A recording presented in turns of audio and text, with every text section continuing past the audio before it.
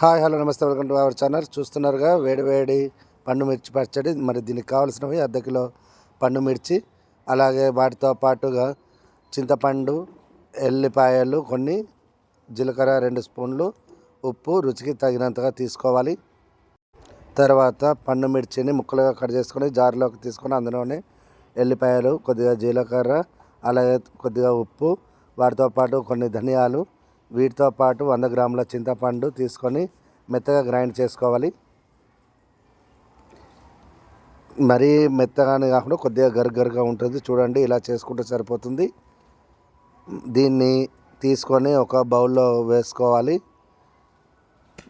చూస్తున్నారు కదా ఎంత బాగా మిక్స్ అయిందో మొత్తం. ఇలా బౌల్లోకి తీసుకొని పక్కన పెట్టుకొని తర్వాత ఒక మూకుడును పెట్టుకొని అందులో నూనె పోసి అది వేడెక్కినాక అందులో మళ్ళీ కొద్దిగా ఆవాలు, కొంత జీలకర్ర, అలాగే అందులోనే బాగా దంచి పెట్టుకున్నటువంటి వెల్లుల్లి రెమ్మలు, వాటితో పాటు అందులోనే పొట్టు తీసి దంచకుండా మామూలుగా వేయాలి ఎల్లిపాయలను కొన్నిటిని. అవి బాగా కాలినాక మళ్ళీ తర్వాత అందులోనే కరివేపాకు వేసుకోవాలి. ఇవన్నీ బాగా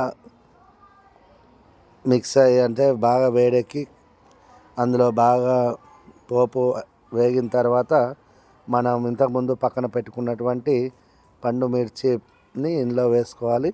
మిక్సర్ను వేసుకొని ఆ నూనె బాగా అందులో కలిసిపోయేంత వరకు మనం వేగంగానే కొద్దిగా ఎక్కువ అనిపించినట్టు ఉంటుంది, కానీ అలా కలబెడుతూ ఉంటే అందులో మొత్తం కలిసిపోతుంది. ఇక ఈ పచ్చడిని వేడి వేడి అన్నంలో వేసుకొని అలానే వేడిగా ఉన్నప్పుడు తింటే ఉంటుంది. ఆహా, దాని రుచికి ఇంకేది సరిపోదు, అమృతమే అన్నట్టుగా అంత బాగుంటుంది. మీరు కూడా ఒకసారి ట్రై చేయండి. Thank you for watching.